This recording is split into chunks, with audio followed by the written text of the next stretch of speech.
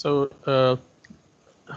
welcome all. And today again, we will be continuing with the fourth module, the statistical module, which we have started yesterday. Yesterday, we studied very basics about what kind of analysis can be done in statistical modeling and statistical analysis, right? What can we expect out of it? What are their different types of statistical analysis, and what are some things that we can get out of that, right? So we passed on through it, not in details, but in just uh, to get an idea of what all can be done. And yesterday also we stressed on which all aspects we will be covering for computer applications in mining, because statistics, it's in itself a big subject, and you can't take all aspects and cover it in here at this platform. But we will cover some aspects of it which are more relevant to the type of data that we find in mining and how to deal with those data sets. Okay, so let me just go through very quickly yesterday's few of those points that we discussed, and then we'll start with today's work, mostly concentrated into regression analysis. So today we'll go into some basics of regressions, some terminologies, simple regression exercise if time permits, and the error types and the regression types. So today I will be a little bit slow. Do ask anything you are having a doubt on this topic, though many of you are aware of it, but might be a little bit out of ordinary, or many of you might not be exposed to it that much. Okay, so anything is there, do ask, and we can stop me sometime, we can discuss if that's okay, right? So yesterday we were discussing about what are different types or broad classifications of statistical analysis. And we saw that based on what we get out of that statistical analysis, we have something called descriptive analysis, where we just describe the data, what has happened. It doesn't generally involve too much information in regards to why and how and what, right? It just says the happening that is there. It presents the data, it describes the data, right? So we saw a few examples of how the description of the data was there, uh, and there are many techniques we were discussing about the previously discussed frequency distributions, the probability distributions, box and whisker part, and many other ways are there, pie charts and all. Next was why this has happened, and there comes the relational aspects of it. So a basic regression analysis can be in this. Curve fittings can come in this, and as well as how you represent your data in terms of percentages, in terms of in relation with the input and output variables, that is there, right? There was an aspect where we were discussing about predictive analysis. So that also was an extrapolation of how things have happened. So unless you know how things have happened or how the data has come up, what is the relation between, suppose, independent variables like uh, in slope stability, like we took so much examples of slope stability, like angles and heights, then only we can actually predict what will happen in future, right? So that was the one thing that we discussed. Then this was about hypothesis testing, another aspect of statistics that we will discuss if time permits, that is. But this one will not be very high on focus for us. Generally what happens is we want to also see, when we do some analysis, We want to also see that whether our analysis is relevant or is it just a factor of probability that has happened. So one example we were discussing about the green slopes versus non-green slopes or regular slopes. So in that example also, if I say that the green slopes have a higher factor of safety as compared to the average slopes or other slopes, there can be a condition where the average deviation of the factor of safety is that much that it includes the increase in the factor of safety I have suggested in my models, right? So to test my hypothesis, my suggestion in that sense that, okay, I have found this and this is my finding. So I hypothesize this. So in order to test that hypothesis, there are ways to understand with respect to the probability analysis that we have already done, uh, that whether it is actually relevant or is it coming under the whole probability curve that is there for a regular distribution of data. So we'll be discussing this with some example, one or two examples, but won't be going into details because this is another hypothesis testing is a big subject area. Our focus will more be on predictive models, regression analysis, and modeling other predictive models in other ways, such as this one was for our neural networks. We will be also using fuzzy logics and uh, multivariable regression analysis for one. If time permits, we will also discuss genetic algorithm, but again, will not go into too much details because algorithms are okay, but then if we go into the computational part, it will take a long time. So what I will do is I'm trying to focus on 3 or 4 aspects, and which will be mostly relevant to what kind of data that we get and what kind of situations or what kind of analysis that we get to do in our suppose mining projects or research work that we do and related to the data that we get in mining related activities, right? So that we will be discussing. We'll be discussing what to do with that data and how to interpret that data, how to predict that data for future and so on, right? So here we had stopped last time. So let's continue from here itself. And before going ahead, there also needs to be a better understanding of what kind of data we can get.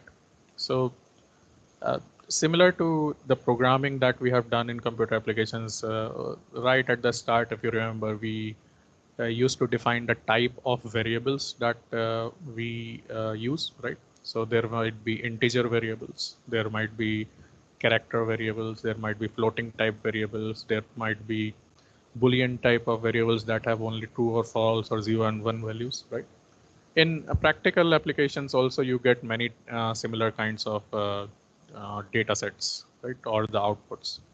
So on the basis of what kind of output we get in statistics, we have defined it in different terms as compared to the programming languages, because different algorithms go for different type of data sets, or different methods go for different type of data sets.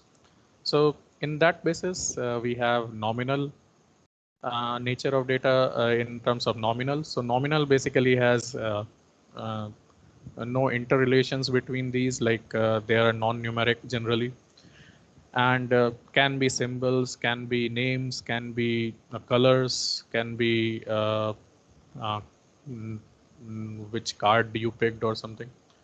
So basically, you can relate it in terms of, if you want to relate it in terms of programming, you can relate it with a typical character input or name input or a string input in that sense, right? So the characteristic of this type of nominal data sets is they cannot be used in arithmetic or numeric operators, so they cannot be added or subtracted.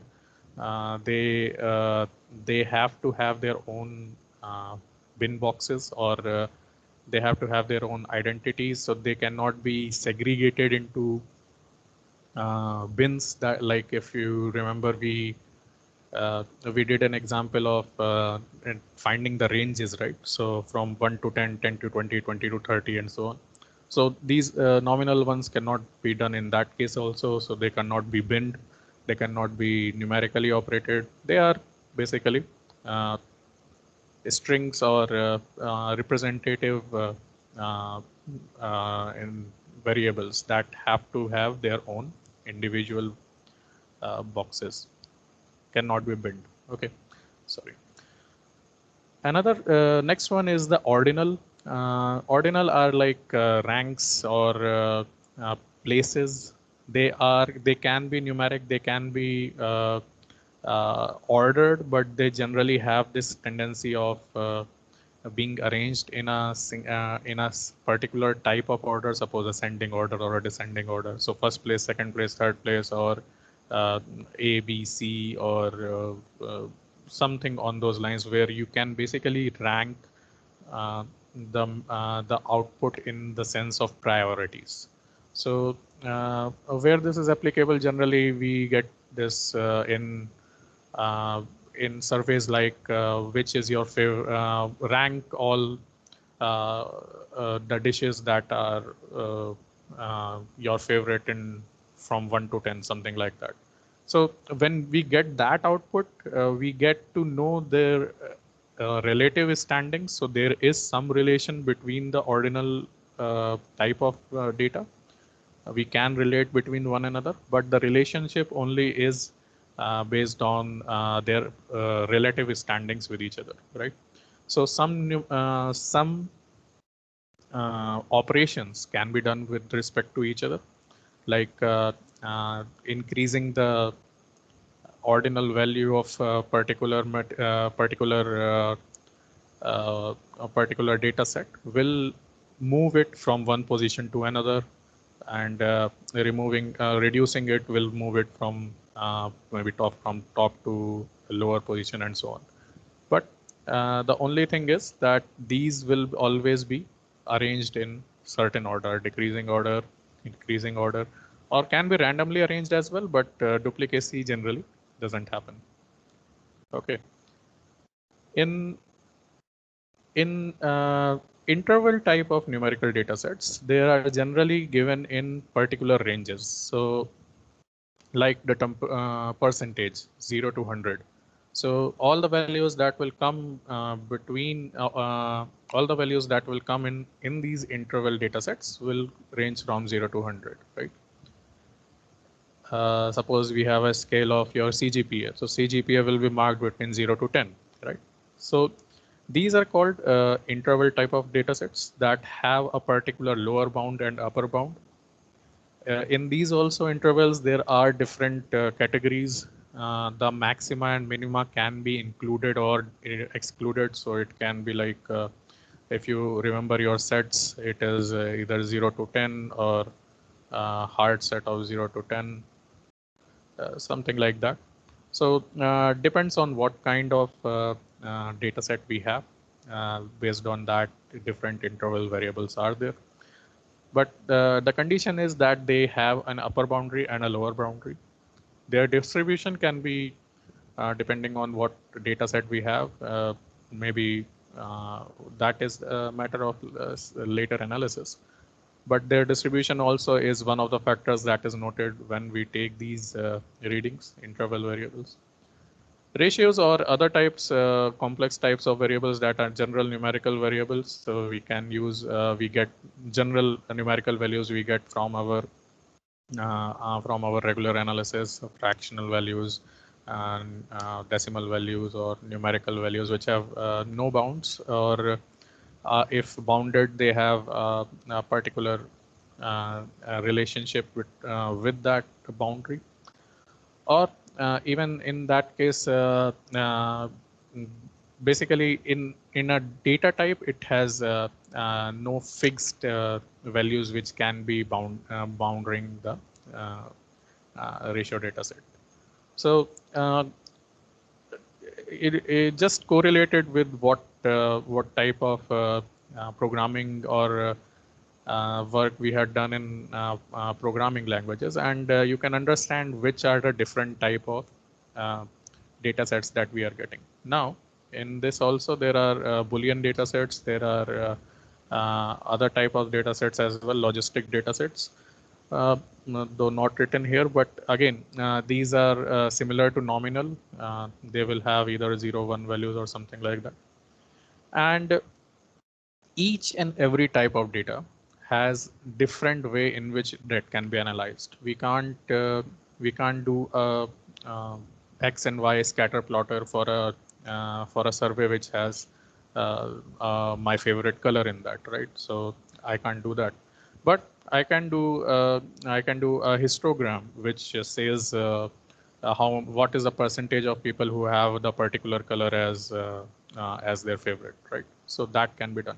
So understanding what we are getting, understanding what we are dealing with, and then processing that data again becomes important. So this was about what type of data sets are there. So after this, we will actually start with the regression. So I have a certain exercise for you. So let's assume you are a mining engineer. You will be very soon. And you're working in a well-established mining company. Your manager asks you to predict next year production, which will happen in a mine. How will you take that job? What will be your first approach? Let's see. Any volunteers who can answer or who can start? Like, if you have been given a task that predict next year's production of this mine, so what will be your first thing that you want to get? What will be your way to basically approach it?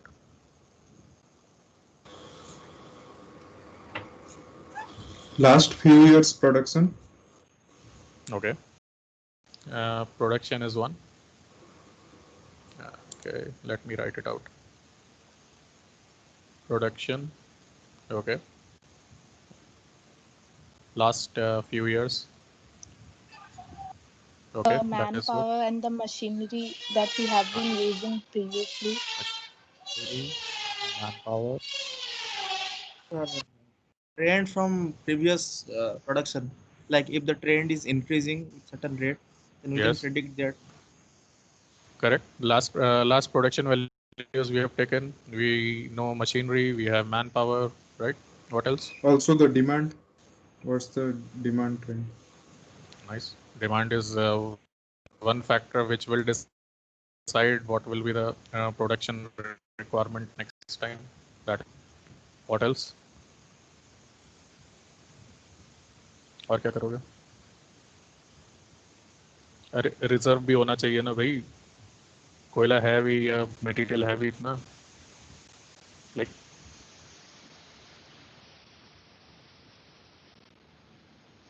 Like, right. Can you hear me, guys? Is there any network issues going on? No, sir. All good. Okay. So other factors are also there. There will be so many things like from top of my head, what is the dispatch? If you are aware of what is the rate of dispatch, or how much material can be sold at a point.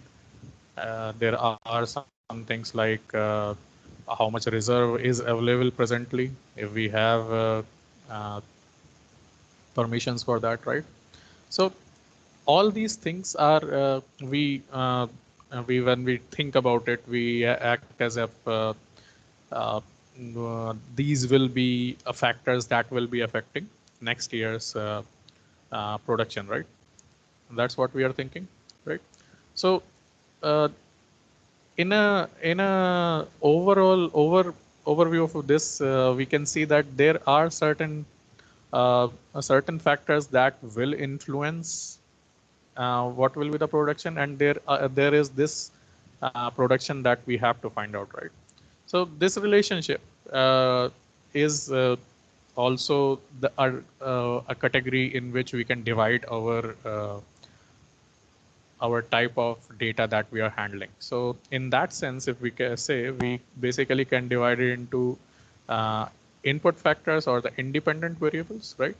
And the dependent variables or the output that we are desiring. So for us, output was production, correct?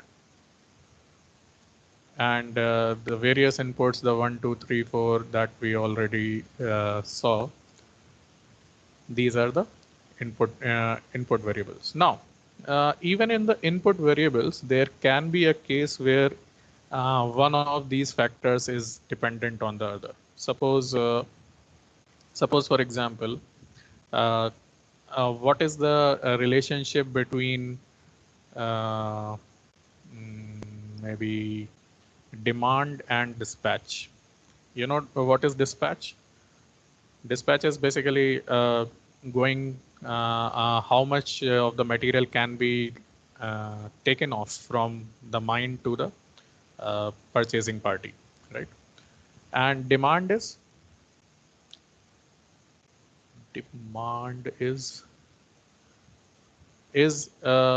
as you said, what is the requirement in the market, right?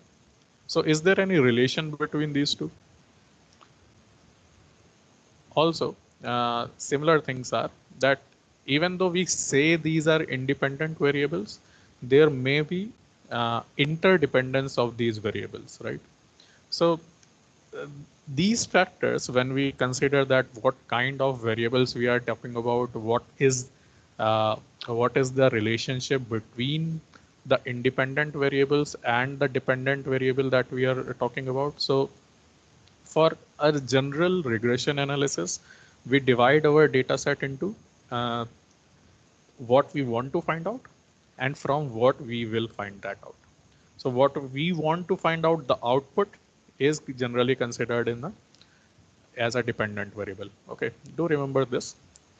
What we think that the output will be affected by, or the factors that will be affecting the output, or will be the main source of changes in that output, in this case production, are generally considered as input factors, yeah, independent factors. I think this is quite intuitive to understand.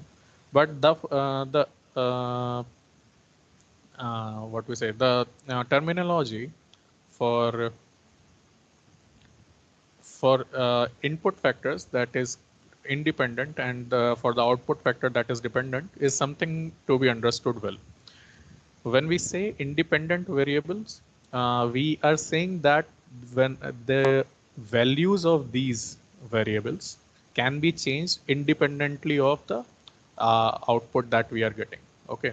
So in that sense, suppose we have, let's see previous example, or what you said. So last year production values obviously have been we have seen already. So those cannot be changed. So these are like independent of whatever situation that is happening right now, right? Machines, again, might not be very much dependent on what other factors are there, right? So these are again independent. Manpower again. Demand and dispatch, I said there may be some dependence. There may be reserves again. Will that are constant, or in that sense what we have got from the surveys and our other reports, that the reserves are based on that. Now the important thing to note is that even though these are called independent variables, again, as I say, there can be dependence on each other. And when this kind of dependence is there, then you have to consider that a different sort of analysis in that sense, right? Mm, yeah. Nitesh also has written hindrance in society. Yeah, that is also true. Hindrance or social factors are there. Any social issues are there again, but how you quantify that, that is also uh, a job for us. Okay. So The thing to understand here is when you categorize in independent and dependent variables, generally when we go for a regression analysis, dependent variable will be the output that we require, right? And the independent variables refer to the input variables. Do not get confused with the independent variables and assume that these are not affected or not related to each other. Even the independent variables that we say can be related to each other, and based on that relationship we have to change the way or the method in which we do the regression analysis. Okay, so ultimately what happens or what is regression analysis is basically finding the relationship between the dependent variable and the independent variables, right? So that's the whole point of regression or predictive analysis that we will be doing. Okay, so some let's discuss some ways or some outputs that we can get from this. So when we do a regression analysis, we know which are the factors that have significant impact on the output, right? So when we will be doing or plotting the data that we have obtained or we have collected as the exercise you did, we will be seeing, okay, with respect to the number of machines, we have seen that previously the production, as the machines increase, the production has increased. If we see in terms of manpower, there is some relation between manpower as well, right? There will be some relationship between the amount of explosives that we send. There will be some relationship between uh, uh, the demand or the dispatch that we are talking about, right? So what is the significance, or which terms are the significant, are generally understood in regression analysis. Now you might be remembering a similar thing that we did was sensitivity analysis, right? Sensitivity analysis is again a type of regression analysis that we do for finding the dependence of one variable into with respect to another. Right? So all things, many things are related, but there will be subtle differences. There will be differences in what approach we take for each and every aspect. So regression analysis is like a umbrella term under which many things come up. So understanding this will actually give us a good idea of what we have seen in parts in various of our studies, and also how we approach this problem. Okay. So how much significance there is for the inputs, and which are the most important factors. So sensitivity analysis is an example, which are the factors that are affecting it the most, or uh, how the inputs interact with each other. So inputs also can be plotted with each other and impact each other. Like uh, to give you a better example, uh, suppose we are considering the weight, the height, and the BMI, right?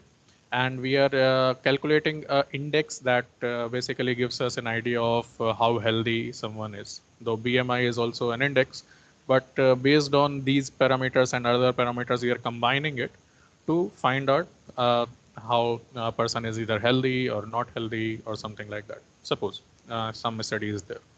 Now, we know that even the BMI is dependent on weight, is dependent on our height, right? And that's how it is calculated. So the third parameter that we are using, the BMI, is actually totally dependent on the first two. So in this case, if we are using correlated factor, we have to basically either remove the dependence uh, on the factors, or we have to use a different type of analysis that also is done in this. So we'll be touching that part as well. Ki what happens when these factors are related? Is there any change in the type of regression analysis that we can do? And what happens if we don't do it? So we'll see some examples of that as well. And finally, the ultimate aim of the regression analysis is to find some model that fits, right, and to predict the future values. So all these things are something that we are aiming for. Whenever we do a simple regression to a very complex multiple regression or some modeling, predictive modeling, we just focus on what model represents this phenomena. Now, this model can be in terms of equations that can be seen in these forms. This is an example of linear regression where y equals to b naught plus b1x is basically y equals to mx plus c, sort of a linear line, a single line. And the second one is an example of a multivariable regression analysis, b naught plus b1x1 plus b2x2 and so on, right? So in multi-dimensions, if we want to predict the value of y with respect to others. So it's something like there are two factors here in general the relationships. One is in terms of linear regression, if we talk about, one is uh, uh, the part that we call a coefficient, right? So this one, and one is the intercept in a linear regression. So basically, this is like a simple line where this one is the b naught and this will be uh, b1, correct? The slope of this. So what we are able to visualize this is a simple form of a linear regression, right? But if we go for a multiple regression, multivariable regression like this is not easy to basically represent here, right?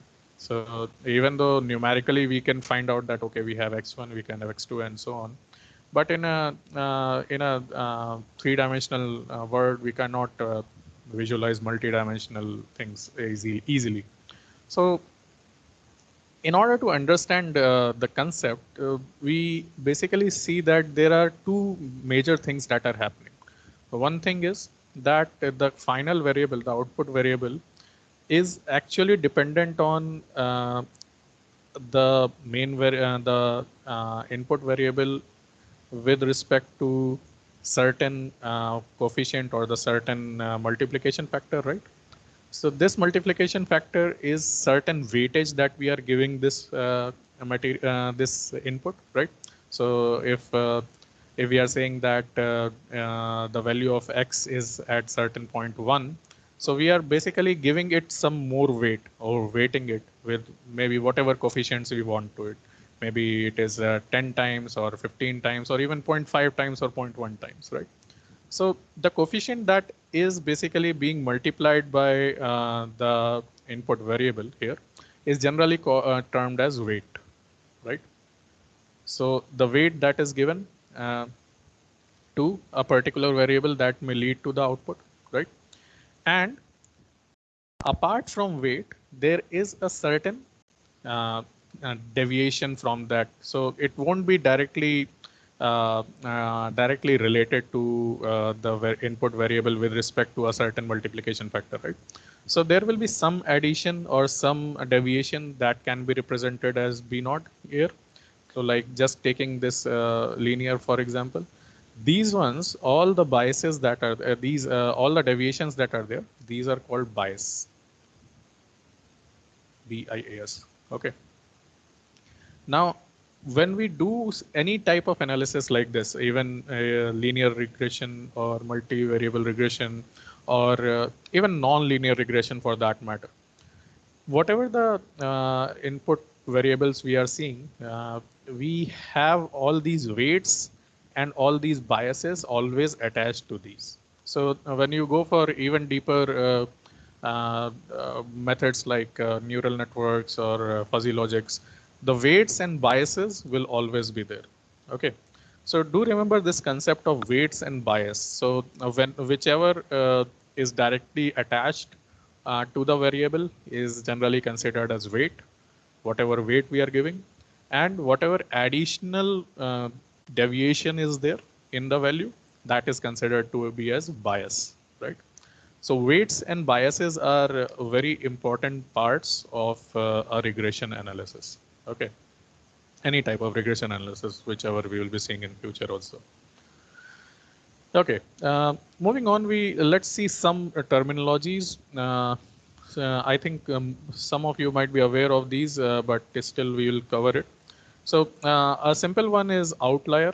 Outlier is generally seen as a value that has highly deviated from the regular values that are there. Okay.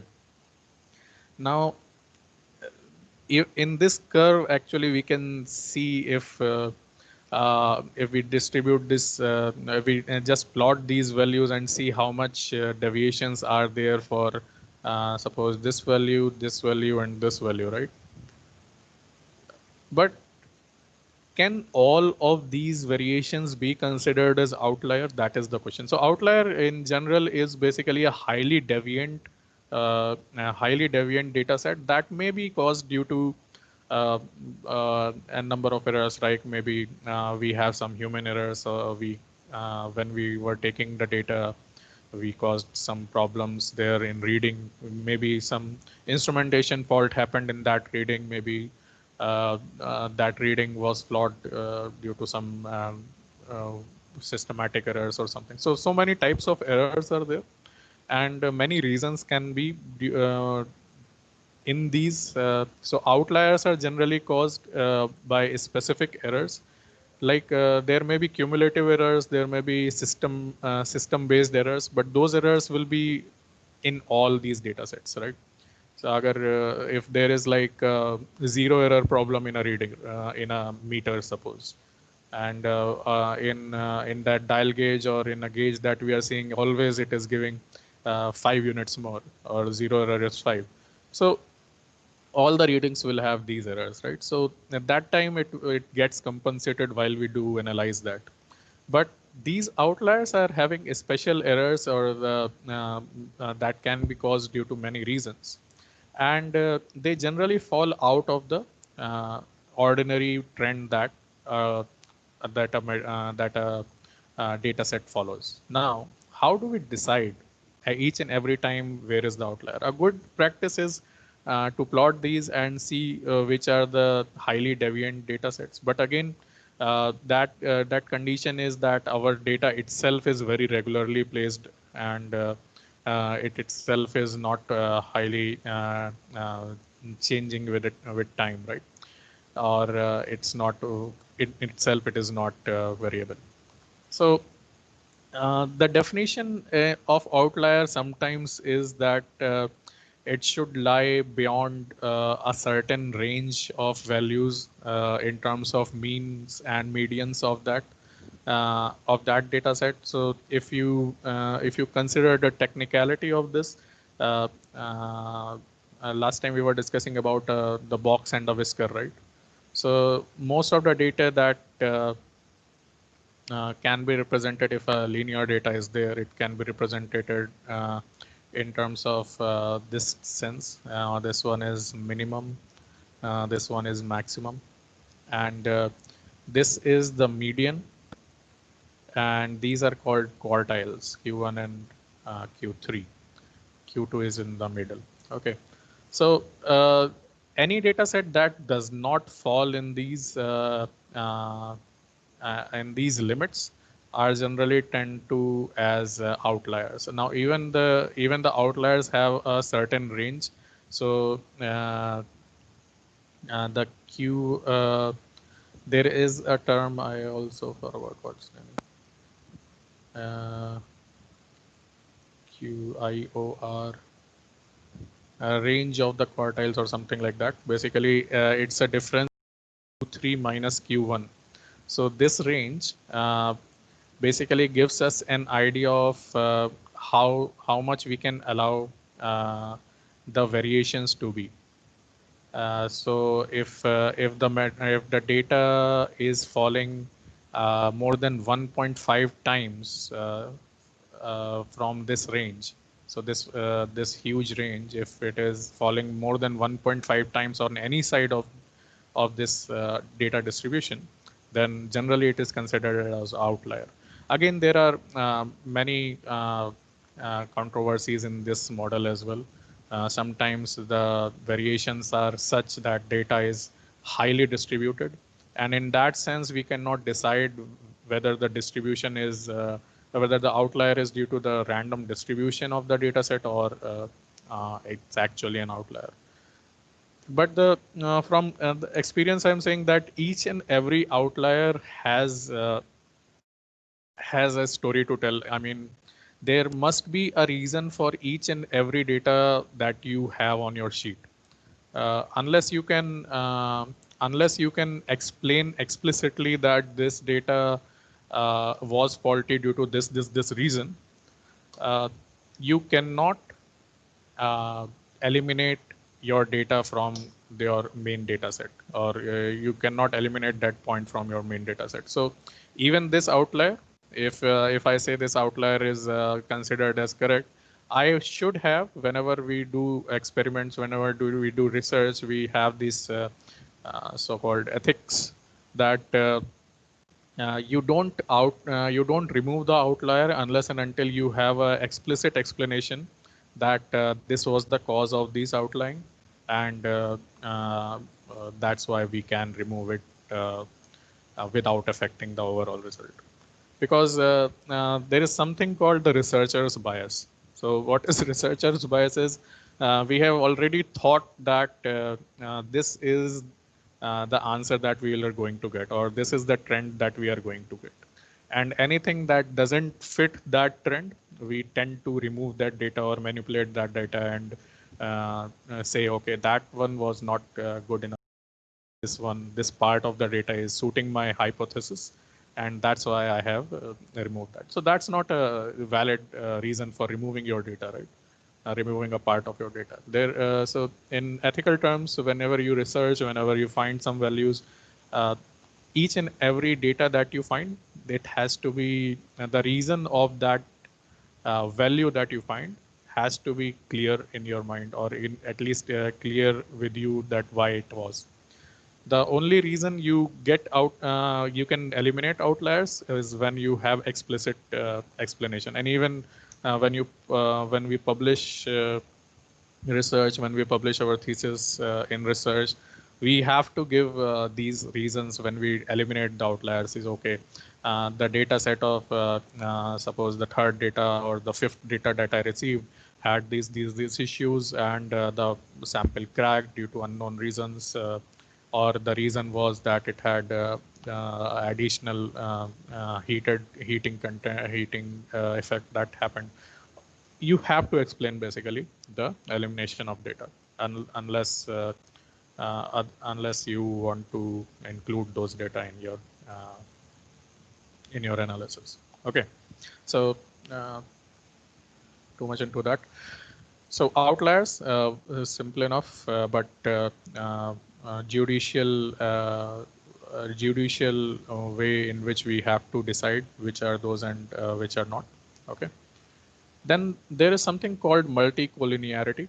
The same thing I was talking about, where two or more variables in the regression model are dependent on each other. Now, this example I somehow remembered. So weight, height, and BMI. Actually, when we want to maybe say this is X1, this is X2, and this is X3, and I want to find my the index maybe as B0 plus B1 X1 plus B2 X2 plus B3 X3, right? So if this is my model I want to find finally, or something related to maybe non-linear version as well. But my for this condition to fulfill, my X1, X2, X3 should not be dependent on each other. But what has happened here is they have basically tried to plot weight, height, and BMI with respect to each other, the datas for that. Okay, so weight versus weight will obviously be a single line because it's the same value. So the coefficient of in this fitting coefficient is 1, same here and same here. So that is okay. But if you see others, if you see height versus weight, which is here, it has a maybe R value or R square value of 0.5. So not a good fit. So we can actually assume that these are not related. So weight versus height, and this one is BMI versus height. Both are not that good correlated, right? So these are not related. But if you see BMI versus weight and these values, the correlation is almost 0.868. That is like 86%, close to 86% are basically matching a linear regression model. So in this case, these kind of analysis basically give us what we call correlation metrics. So this, what you are seeing, is called independent variable correlation matrix, and this gives an idea of how each and every one of them are basically correlated, right? So the matrix is basically a symmetric matrix. So it is symmetric on its diagonal axis, and uh, a good idea from this kind of analysis can be obtained on what is the dependence between each and every variable. Now, when these variables are dependent, basically what is happening is, if suppose x1 is weight and x3 is BMI, so there will be some sort of relationship between x1 equals to maybe a1 plus a2 x3, right? Something like that. So now when we do this kind of regression analysis, if we can replace x1 here with this equation, we are basically getting multiple values of x3, and a non-unique solution will be found when we do a simple typical regression analysis if we have the dependent variables, because we know from our analysis that this is dependent, but the regular regression analysis doesn't, right? So the results that we'll be getting with respect to x1, x2, x3 will have duplicacy in sense of B1 and B3. So non-unique solutions will be obtained, and that's where regression becomes difficult in a simple sort of sense. But there are other methods which do these kind of analysis. So there are many complex methods as well. But those we can discuss sometime. But in general regression, we try to avoid these kind of dependencies or correlations, and find out a way in which we only keep independent variables. In that sense, interdependence is not there. Okay. So multicollinearity generally is avoided in regular regression problems, though other regression, there are ways in which they can be dealt with. Okay, so that is one. Now this term is called heteroscedasticity. Okay, a little bit tough to pronounce. It is scedasticity. Okay. So heteroscedasticity basically is something where the variation between the data set or the data increases when the increase in the independent variable is there. So if you see this example, what is happening is in terms of different types of variables, in lower x values, the variation is quite less, right? But in higher x values, the variation in the values that we are getting, the y values, is too much, right?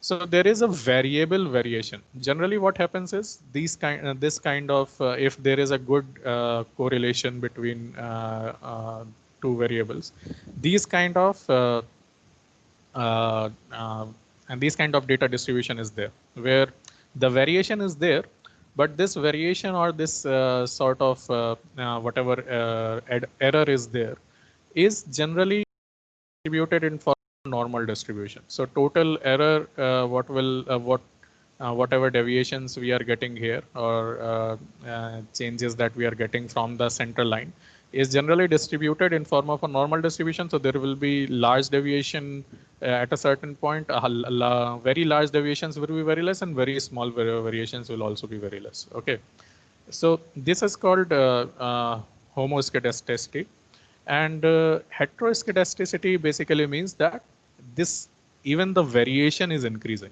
So this tilt is basically shifted on a very high side. Okay, and these cases again are very tough to do a regression analysis in a regular sense. Again, these have different techniques to do it. We sometimes actually in these cases we do 3 different regression analysis, one for the mean, one for the upper limits, and one for the lower limits. But again, different techniques are available for this. Generally, when we think of regression, we think about getting a certain equation out of it, right? A predictive equation that will represent whatever data set is there. But most of the cases, on most of the practical cases, we don't get a single equation. Even though as complex as it can be, we don't get a single equation in most of the physical phenomena that we see in practice. And though approximations are there, approximations we do, but these kind of technical challenges always come. Okay, so that's why these days higher, better techniques are developed. Neural networks is one of the better techniques which can deal with these kind of problems, which can consider heteroscedasticity, which can consider even the dependence of the variables as well. There are fuzzy logics which can give us range type of values, that okay, from this range to this range you have a different set of fitting, from this range to this range you have different set of fitting, and so on. So fuzzy logic goes for if else then statements and so on. A little bit complex, but we will be discussing it later stages. And there are other techniques to deal with this, but we must know that this happens, and heteroscedasticity is a problem. Okay. Not going into too much details, but yeah, must be aware of what happens. Okay. Overfitting and underfitting, I think, is a simple term. Underfitting basically means that our data that is being fitted with is not sufficiently being represented by our whatever the fitting that we have done, or the regression analysis that we have done. Overfitting is drastically opposite of this. We have done so much fitting that all of our data that we have fitted comes in this equation or in this regression model. What is the disadvantage of overfitting? The disadvantage of overfitting is that if we overfit and we suit our model just with this data that we have obtained, the prediction of the next values will become difficult. Or if we have any other values that fall in any of the categories, the representation of that will have a higher error. Like, for example, if this is the model that is given for this kind of data set, and if I want to predict a value, suppose here, so whatever values I'm getting will be in this region, restricted in this region, while it can be a regular regression analysis will give me more probability right here, right? So the problem with overfitting is that new data that is there will not be giving appropriate result, while the training data that you have given that will be perfectly fitted with the overfitting. Totally opposite with the underfitting. Even the training data that you have given is not being represented by the regression model that we have. So generally what happens whenever we do these kind of analysis, if we don't want a predictive kind of model, what we do is we just whatever values we have, we just put it and plot a trend line sort of, or do a regression analysis, right? The usual way that we do. But if we want to have a predictive model that will that we will use in future in certain prediction works or designing works, then what we do is, if we have suppose 1000 values or 1000 dots like this, 1000 values are there. We generally divide this data into two sets or more sets, even sometimes three sets. And what these sets are used are for different purposes. So main regression analysis will be done by something called a training set, right? And this training set is basically used to do the basic fitting or the basic regression work that is done. So the model that we fit should be balanced enough that it should not be under representing the data and it should not be over representing the testing data or training data. Because the other data that we have reserved, that is called the testing data. Testing data basically tests the fitting of the data that was obtained or that was given by in the training session. So why this is done is basically to avoid any of these conditions, the overfitting and the underfitting conditions. Okay, and by if we give the testing data now and we test this overfitted curve, actually we will get higher errors or higher residuals as compared to what we are getting in the training data. So in training data, we are getting very nice fit because all the points are almost fitting in this curve. But actually the testing data might be totally different, right? Even though similar, but a similar trend, but will be totally different, and that will give higher errors. So a balanced modeling is required, which avoids any overfitting or any underfitting, and that we must consider.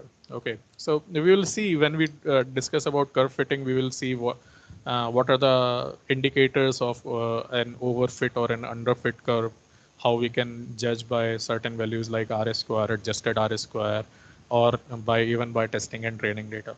Okay, so let's stop here. I think time is already out. We will continue this. We'll move on to some good examples of basic regression modeling to understand how the regression works.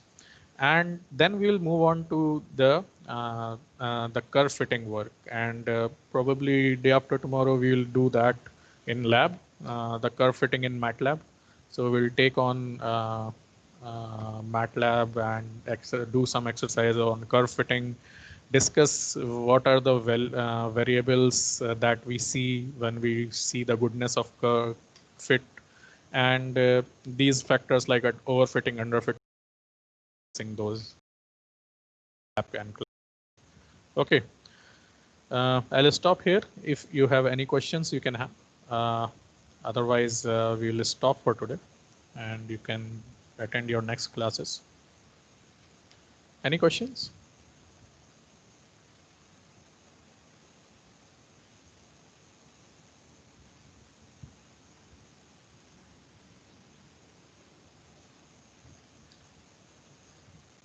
No? Okay. So we'll be meeting day after tomorrow, and do be ready with your MATLABs if possible. So if we can do it together, it will be nice. Okay. Thank you, everyone. See you next time.